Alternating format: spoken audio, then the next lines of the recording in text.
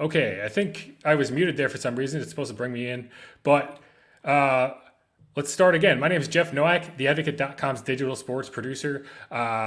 This is another pregame live chat for LSU football. They are playing Alabama today, the showdown that was delayed from December 14th until today. Or I'm sorry, November 14th until December 5th. I'm sorry, I'm all over the place trying to recover from being muted. This is sponsored by Creed and Creed, serious attorneys for serious injuries. And we are about 40 minutes from kickoff over on CBS. If you're a Dish or I'm sorry, a Uverse or DirecTV subscriber, you won't be getting that on CBS because of a contract dispute. So you're going to have to find an alternative way.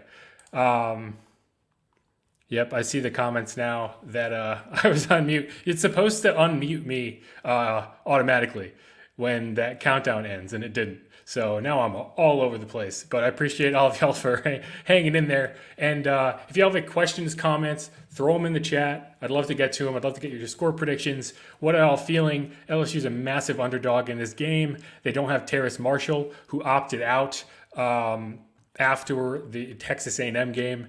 He will not be playing in the final three games of the season. It's a very weird situation, but it's a weird season, so we should kind of expect weird situations at this point. He he's he hasn't declared for the NFL draft yet, as far as I know, but I think what you're seeing here is kind of an early declaration that he's going to be using this time to prepare for the NFL draft. The interesting thing is LSU season would actually have ended today, the regular season that is, but because they've had to reschedule games, you push it out a couple more weeks. And knowing that, and knowing that the NFL hasn't had to delay anything, I think these 3 weeks that he's going to save, not playing on a team is going to be very important for him in draft prep and things of that nature. So as difficult it is to be without Terrace Marshall, you have to respect his decision. This is a really weird time. Jamar Chase also opted out before the season. When you consider the offense LSU could be running out there, with Miles Brennan, Terrace Marshall, Jamar Chase, compared to what you're going to be seeing tonight, it's really, really kind of strange. But this is 2020, and we that the business is strange in 2020. So let's go into a few points, which are one of our reporters, Sheldon Nichols, put this together. A few numbers to know, which is 0. That's the number of 20-plus yard passes LSU allowed against Texas A&M. That's going to be big tonight. LSU's going in as a 4-touchdown underdog, or at least they were as of yesterday. And the only way, an upset probably isn't in the cards. But if it is, they're going to have to keep this a low-scoring game. LSU's offense is just not high-powered enough to try to score 30, 40 points. And the big plays are going to be something they have to limit. They did the good job against Texas A&M. They did not a week earlier against Arkansas. Arkansas had, I want to say, 4 plays of 50-plus yards in that game, and that's how they stayed in it. Texas A&M did not, but a lot of that was due to the game flow, which was a low-scoring game. LSU's offense really didn't move the ball at all, and Texas A&M just kind of held on. They didn't have to get too aggressive because LSU didn't prove that they could score. Their 7 points in that game came late. Max Johnson came on in relief of TJ Finley. TJ Finley is going to get the start again today. It'll be interesting to see if he finishes the game, if he plays well. If he struggles early, do you go back to Max Johnson? Who knows? But Max Johnson looked pretty good. He's a scrambler, so he gives you a little different look. And I think that LSU benefited a little against Texas A&M from switching it up. And even with TJ Finley in there today, I wouldn't be surprised if you see Max Johnson sprinkled in a bit more than he has been in the starts by TJ Finley up to now. So far, it's been mostly TJ Finley and then Max Johnson coming on in relief. I don't know if you'll see a little more variability from that position, but at least to start the game, we'll see TJ Finley. He really struggled against Texas A&M. He had a nice, what looked like a touchdown pass to, I want to say it was Jared Jenkins. It might have been John Trey Kirkland. Either way, they called it incomplete. They said didn't hold on. And that was really the turning point in that game. LSU had momentum. They got a turnover. They went down the field, and they thought they scored a touchdown, and it got reversed. And then the next play was an interception, and the game was really never in doubt for Texas A&M after that point. And I don't see any scenario against Alabama, the number 1 team in the country. They beat that Texas A&M team, I want to say 52-30 or something along those lines. They beat them by 3 or 4 touchdowns. They beat the same Auburn team LSU got throttled by 3 or 4 touchdowns, and they're a juggernaut. So it's going to be a big question if LSU can even compete today. I see a bunch of your questions, comments in the chat. I'm going to go to a quick word from our sponsors. When we come back, I'll hit on some of those and see if any of y'all have dropped in score predictions. I see a couple, and then I'll see what I can do for mine.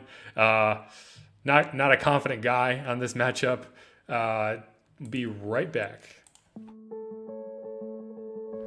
This is not a dramatization or a paid testimonial.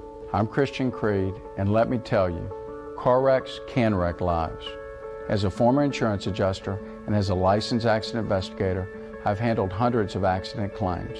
If you or a loved one have been involved in a car accident, no matter how big or small, let me put my experience to work for you. Call Creed and Creed. We're serious attorneys for serious injuries. All right, we are back, and the system unmuted me like it was supposed to, so I'm not talking to myself in a room this time. Glad to have you back. One more thing before we get to the questions. This note is really good. 105 passing yards allowed against Texas A&M. If LSU is going to have a chance today, it's going to be on the back of the defense. The defense is going to have to force turnovers, and they're going to have to really, I don't know if you can shut down the Alabama passing attack, but they're going to have to keep it respectable. They're going to have to keep it within reason. If Alabama just goes down the field and scores in the first 2 minutes of the game, or if they can score touchdowns just in 3-4 plays without even having to run offense, LSU has no chance in this game. The only way they can stay competitive in this game is by asserting themselves on the defensive line, getting pressure to Mac Jones, making him uncomfortable, and the defensive backs are going to have to hold up and ideally force turnovers. If they can get a couple interceptions and put TJ Finley in plus field position, and LSU is able to get in the game early, they're not going to be in this. If LSU gets down early on, it could get ugly really quickly. If they're playing from ahead, you have a shot because the offense is built to control the ball. At least it's built to control the ball without its top 2 wide receivers, which you are without. But they should be able to, run quick hitting passes, run 3-step drops with quick releases to guys like Eric Gilbert, Jared Jenkins, who can run after the catch, and ideally stack some first downs, tilt the time of possession battle in their favor, and, hopefully stay close, stay in touch late in the game and give themselves a chance. But with a 25-point spread, you're asking a lot. Let's see. Again, thank you, Catherine, and any others who let me know I was on mute. That hasn't happened to me using this software yet, but I'm glad I noticed it before we got too far in and I talked to a wall for 20-odd minutes without realizing it. So again, thanks to y'all. Note from Josh. Yeah, it's always tough because these deals have nothing to do with the customers, but the customers are the ones that get shafted when the service they paid for is not showing them a major part of the subscription that they bought. A lot of people buy TV packages exclusively to watch sports. I know I haven't subscribed to a traditional cable package in a while, but that's the main reason I had it for as long as I did.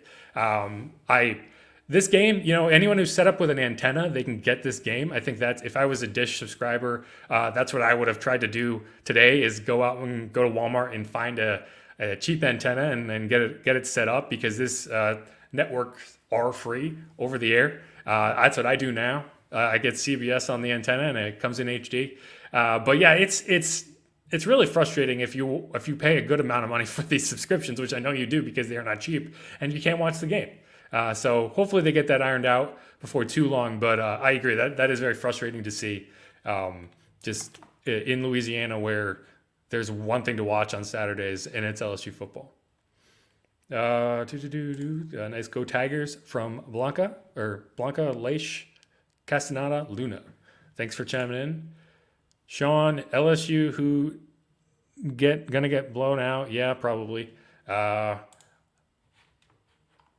Thanks, Sheila. I'm just going through them. Linda, good luck. Goodbye luck. I think you meant good luck. I'm not sure. It seems like there's a typo in there, but yeah, LSU's going to need that wish. They're gonna need a lot of good luck in this game to keep it from getting ugly. Here's a quick note that I can give you. Let's see if I can find it. LSU's worst margin of victories against, or I'm sorry, the largest margin of victory in an Alabama victory over LSU in series history. 1922, 47-3. Then you had a 42-point win in 1925. We are going back a century here. In 1930, it was a 33-0 victory for Alabama. In 2002, you had 31-0. And then 2018, 2 years ago, it was 29-0, which that is the spread. Or that was the spread as of yesterday. I can't imagine anything changed significantly. But 29 was the spread in that game, or in tonight's game. So even the odds makers are expecting the game to hit that list. And if it's more than 44 points, that would be the largest margin of victory for an Alabama against LSU in series history. This series goes back a century. So there have been a lot of opportunities for that to happen. And I think there's a good chance that you end up looking at this game as, the biggest margin of victory for Alabama in a century, which is crazy to think of. So we'll see. And like Linda said, good luck. Well, yeah, I mean, that's how it works. But LSU hadn't stopped anybody else. So and Texas A&M is a good offense. They have been the most efficient third down offense in college football going into that game. I imagine they dropped out of it because LSU shut them down on third down.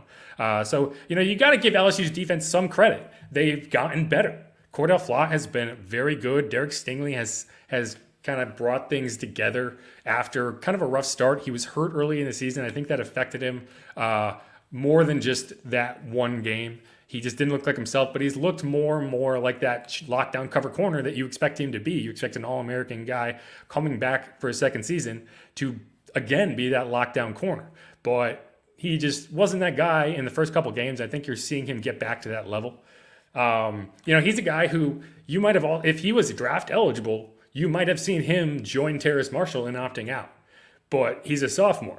And you got to remember, he's a young kid. He is only a sophomore, and he is asked to have this defense kind of heaped on him.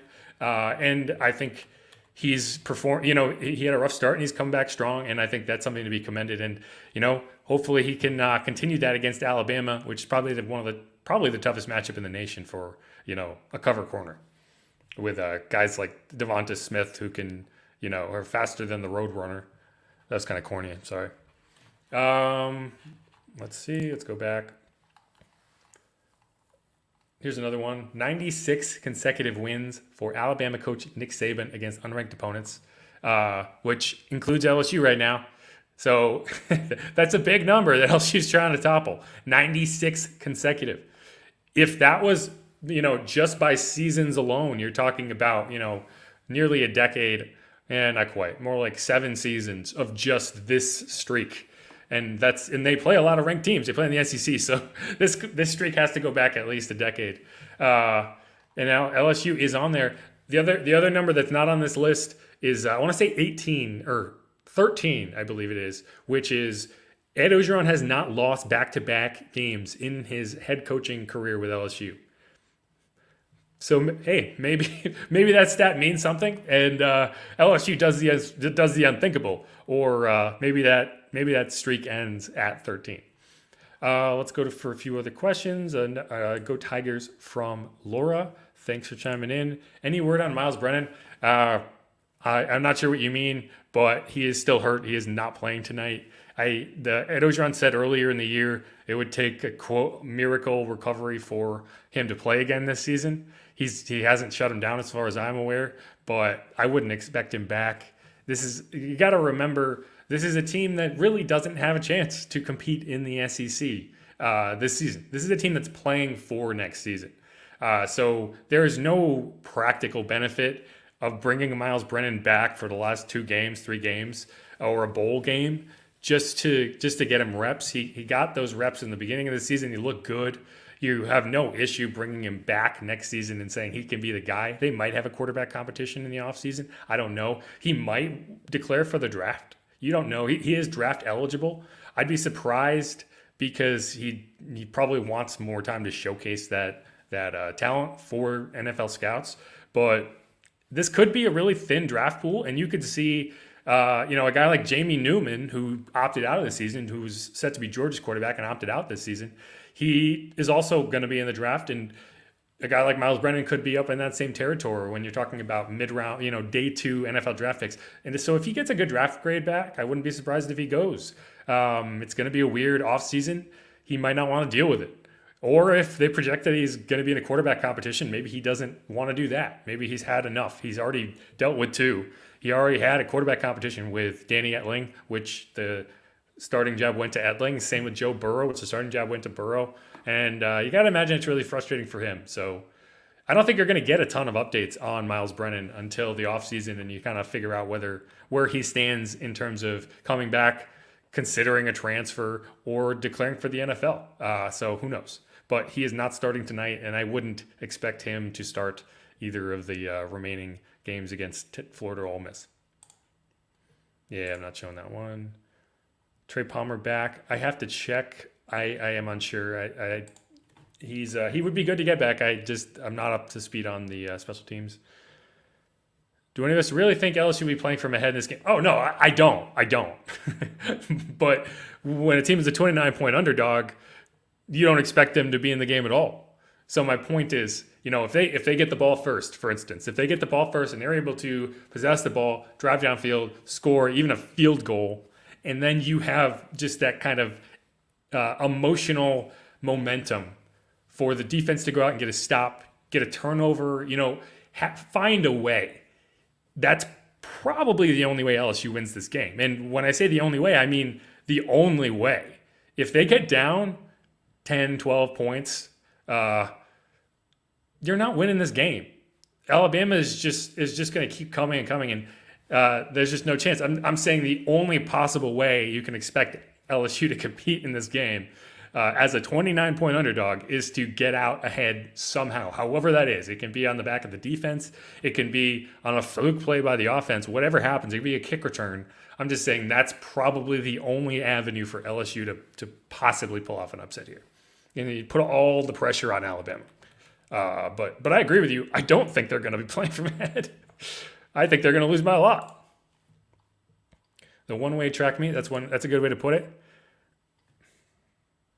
Oh, we have an Auburn fan.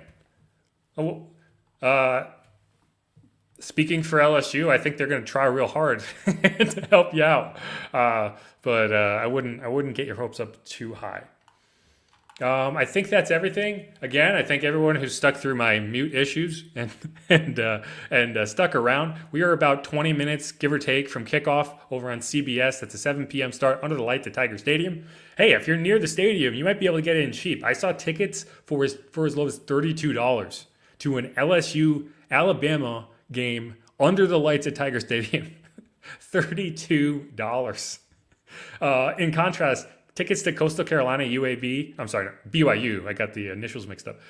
Coastal Carolina BYU today, they were going for in the range of $500 to $600. So you can see the disparity there in terms of just how bummed out everyone is thinking this is going to be a bloodbath, and they're probably right. And I wouldn't be surprised if you see, the fans in the stadium made up significantly of Alabama fans. If I was an Alabama fan, and I wanted to go to the game, and I saw a $32 ticket, and I'm like, how far is it? 5-hour drive, 6-hour drive, whatever it is. I'd make that drive.